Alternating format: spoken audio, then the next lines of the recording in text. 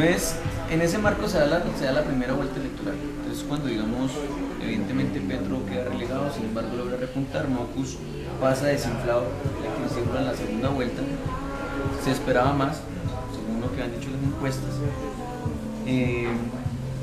Y pues, viste esas condiciones, el pueblo democrático en ese espíritu unitario siempre lo ha caracterizado, y sectores al interior de ese partido, el pueblo democrático, buscaron hacer un acuerdo nacional, un acuerdo de unidad que permitiera pues una redefinición de las condiciones, que permitiera eliminar, digamos, los falsos positivos, redefinir un poco la política de seguridad democrática, pero sin que implicara mover lo sustancial de Mockus. Mockus jamás ha renunciado a decir que no va a aplicar el modelo neoliberal en Colombia. Claramente lo ha señalado, que va a seguir habiendo inversión extranjera, privatización de empresas y demás. El Polo no se opuso, en contravía incluso de su propio ideario de unidad. Digo, bueno, con tal de buscar una apertura democrática y una opción diferente, apoyemos a Mockus. ¿Cómo se da esa propuesta de apoyo a Mockus en el interior del Polo? Se va a partir de una discusión álgida alrededor de todos los sectores. Hubo sectores que de plano se opusieron, dijeron, no, aquí no nos vamos a unir con Mockus, ni vamos a apoyarlo ni nada, ni vamos por cuotas burocráticas, ni siquiera tenemos un programa en común. ¿Cuál era la intención del Polo? Que aún con todas esas diferencias, Mockus encarnaba sentir un espíritu diferente por ese tema de la legalidad un poco a la de Juan Manuel Santos. Pero no se logra el consenso. Hubo otros sectores que dijeron, no, tenemos que apoyarlo con base en unos acuerdos programáticos. Otros sectores, digamos, más clientelistas y demás, dijeron que se podría incluso pensar en un gobierno de coalición, de unidad, con base en acuerdos burocráticos, de puestos y demás. Entonces, lo cierto es que se hizo una propuesta basada en unos puntos para un acuerdo coyuntural. No implicaba una adhesión del Polo, ni una fusión con el Partido Verde, ni nada de esas cosas. Implicaba simplemente que Mockus se compromete a respetar unos puntos. No implicaba que el Polo fuera a adherirse a su gobierno ni nada de eso. Simplemente se garantizaba, digamos, el apoyo electoral. Esos puntos fundamentales, entre otros, eran garantizar, digamos, una reforma laboral para los trabajadores que permitiera, pues, mejorar las garantías que se han venido perdiendo en los últimos años, la reparación integral a las víctimas del conflicto armado,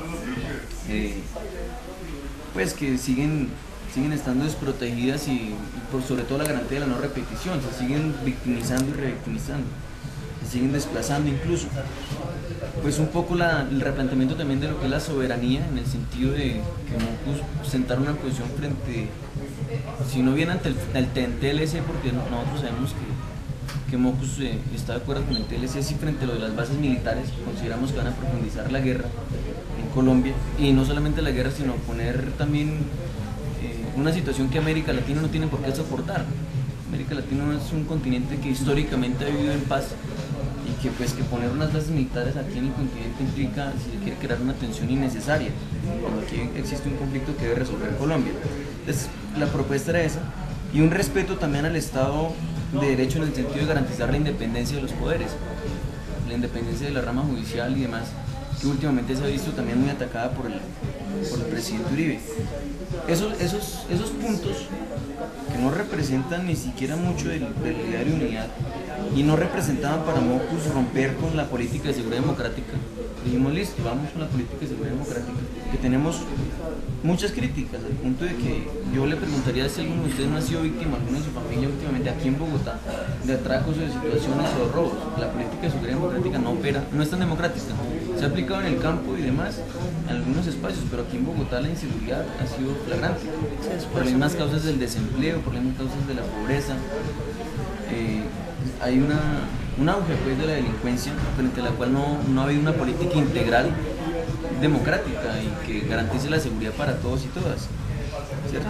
Entonces no implicaba, aún ese acuerdo no implicaba, pues, no implicaba que Mockus tuviera que renunciar a esos puntos fundamentales en su agenda económica, con el TLC, con el modelo neoliberal, ni en su agenda de seguridad. Y aún así, pues, es el mismo Mockus, si se quiere, asesorado, no sé si será cierto o no, pues por Enrique Peñalosa, quien afirma, pues, que no, definitivamente no está de acuerdo con esa adhesión que se pretende del Polo. El Polo no exigió nada a cambio, simplemente que él se comprometiera, digamos, a esos puntos. No se le exigieron cuotas burocráticas, no se le exigió que aplicara el programa del Polo. Trató de mencionar la búsqueda del acuerdo humanitario en su momento, de buscar unos canales de diálogo, de interlocución político, de buscar alguna solución negociada para la paz, pero digamos no fueron esos puntos claves. Pero estos otros punticos, la reforma laboral, la reparación de las víctimas, la redistribución de las tierras que ha cooptado y se ha apropiado el paramilitarismo, pues no tuvieron oídos y se rechazó esa propuesta. Entonces, diríamos nosotros, ya el pueblo hasta donde pudo trató de buscar una solución, trató de buscar una alternativa, y fue lamentablemente pues Mockus que no decidió, o el Partido Verde que no decidió aceptar eso. Nosotros ahí tenemos una valoración específica, y es que mucha de la gente que está apoyando el Partido Verde tiene unas convicciones profundamente democráticas.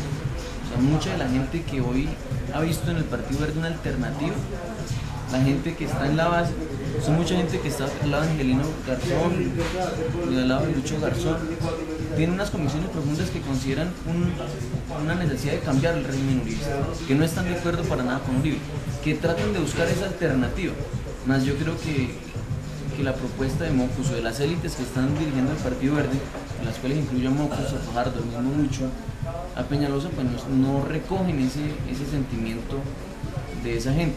Digamos, son muchos los amigos que yo tengo, ¿sí? Que en un momento estuvieron en el polo, incluso gente del polo, que apoyó en determinado momento a Gustavo Petro, y que se habían pensado también el apoyo a Antanas Mockus, pero digamos se ha quedado corta la propuesta de esa diferenciación, si se quiere, entre la base de la gente del Partido Verde, de los que simpatizan, de la gente nueva, de los primíparos que dice Mockus, de la gente que busca una alternativa diferente con una élite tradicional que está enquistada ahí, ¿sí? Porque digamos Sergio Fajardo también ha tenido problemas frente a lo que fue la Comuna 13, la política de seguridad en Medellín, las masacres, el mismo reinado, si se quiere, de Don Berna en Medellín durante su administración. Son unos problemas que siguen estando en la élite. Nosotros dijimos, el Partido Verde no ha logrado recoger ese sentimiento que se esperaba recogiera, ¿cierto? Entonces nosotros bajo ese presupuesto pues nos quedamos sin una opción que nos permita unos mínimos acuerdos, una base sobre la cual avanzar en sacar al país, digamos, de la situación en que se encuentra. Bajo esa propuesta, pues, para aclarar un poco, si quieren tener un poco los sectores que habían ahí, concretamente la NAPO, por ejemplo, se opuso al apoyo a Antanas Mockus. Esas son pues influencias del pueblo democrático, pero bueno, por un asunto ahí con el tema del metro. Por su parte, los llamados sectores recalcitrantes fueron los que buscaron ese acuerdo, no el MOIR. Específicamente el MOIR y el sector del senador Luis Carlos Avellaneda estuvieron siempre apoyando el voto en blanco. El Partido Comunista fue el que, dentro de su estigma que se le ha tenido de recalcitrante, de sectario ortodoxo, fue el que dijo hay que buscar un acuerdo de unidad con Mockus. Y se planteó ese acuerdo desde ahí, se convenció al resto del pueblo, se planteó ese acuerdo. Pero pues definitivamente no tuvo eco en el Partido Verde, como ya saben. ¿Qué otro punto sería, digamos, importante destacar? ¿De dónde surgen las dos propuestas? Digamos, el Polo Democrático tomó una decisión, en principio, que era la abstención activa. Una abstención porque implicaba la no identidad con ninguna de las dos propuestas, obviamente, tanto lo que representa y demás. Pero pues hay otros sectores que han considerado y han venido haciendo carrera también la necesidad de que se debe manifestar la decisión de alguna manera, puede ser también el voto en blanco. Digamos, hoy por hoy, si bien el pueblo en un primer momento sacó la decisión unánime de que fuera la abstención, han habido fuerzas que con muchos criterios y mucha legitimidad también han reclamado la necesidad de votar en blanco, por una necesidad práctica de la gente, digamos los estudiantes. Uno no le puede decir a un estudiante de una universidad privada con la matrícula tan cara, decirle no vaya a votar, ¿sí? Cuando implica perder un 10% en el descuento de una matrícula de 5.500.000 pesos que le sirve. Entonces, pues, digamos, el pueblo se ha mostrado en acuerdo con que la gente que quiere ir a votar, no es dejarlo en libertad como ha hecho el Partido Liberal, no. Que la gente que considere que la mejor opción definitivamente es votar en blanco, el pueblo está totalmente de acuerdo. Es una forma de protesta, es una forma de rechazo dentro del marco de la legalidad y demás, pues ante la falta de alternativas que existen.